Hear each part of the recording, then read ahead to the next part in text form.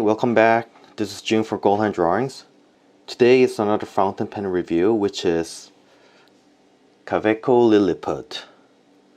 And I've been using this for about a couple of months and figured out who should buy this or who shouldn't buy this. I just wanted to make one review on this based on my experience, so anybody who's thinking of getting this will have a second opinion.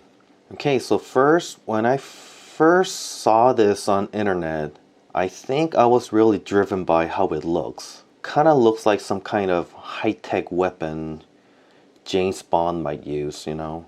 It really has like a futuristic look and feel to it.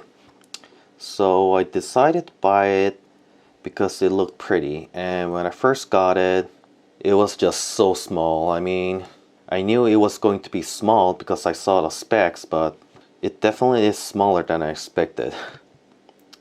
So anyway, by its looks and size, I knew I was going to carry this every time I go out. I was thinking of putting this in my jeans front pocket so I wouldn't be able to feel it because it's so tiny, and it didn't. But I kind of regret buying it in stainless steel. I think I should have got it in brass or copper because when I put it in my pocket, I didn't want it to put anything else on that same pocket just in case it gets scratched crazy. If I bought it brass or copper, I wouldn't mind getting scratched or beat up because in my point of view, I think brass or copper looks cooler when it gets scratches or dented or even, you know, gets like patina. That's like the beauty of the brass and copper, I think. But since I already bought it, I just decided to use it, and I tested it, and I think it was buttery smooth, slightly scratchy at the same time, which I was really happy about because I know Kaweco doesn't have a consistent quality on their nibs, but anyway, I got lucky this time, so I was happy and started to using it often, and some problems occurred.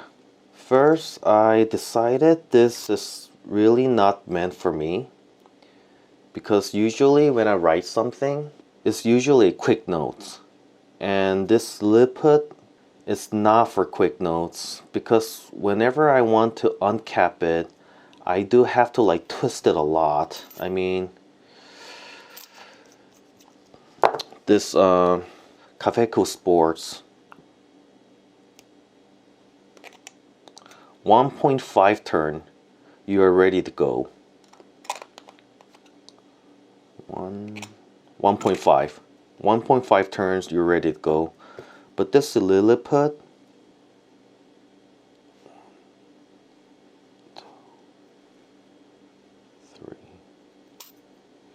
3.5 turns. You have to turn it 3.5 times to open it. And it just takes so much time to even get ready.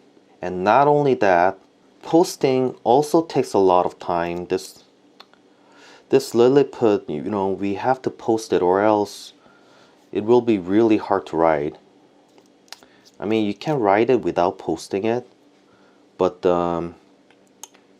your hand will like go like this, and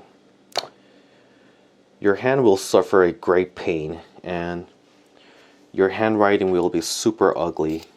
But up to here, I would say it's not that bad. I mean, if you have a big hand, don't buy it. If you have a small hand, yeah, go for it.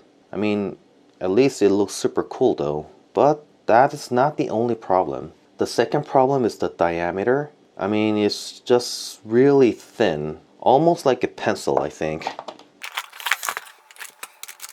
This is my 0.8 centimeter, and it's almost same, slightly, I would say slightly thicker than the Caran d'Ache Swiss wood. So it's almost like a pencil thickness, I guess.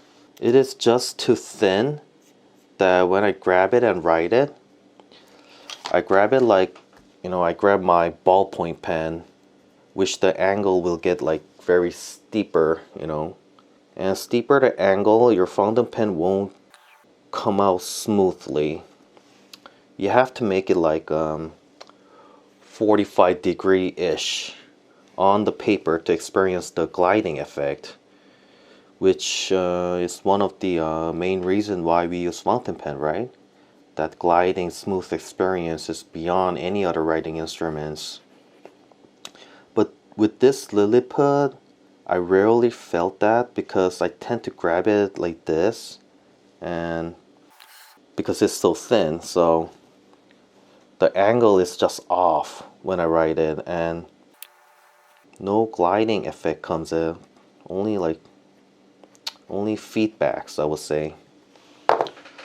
And believe it or not, my hand is not even that big at all. My hand is more on the small side. I mean, when I hold my Safari, this much comes out, you know, from nib to grip section. So my hand is small actually. Anyway, if this was the only fountain pen I experienced, I guess I'll be satisfied with it. I mean, it's very compact, high portability, you know, sleek, clean look, and sturdy material. But since I tried this and that fountain pen, I would say this is one of the worst for me.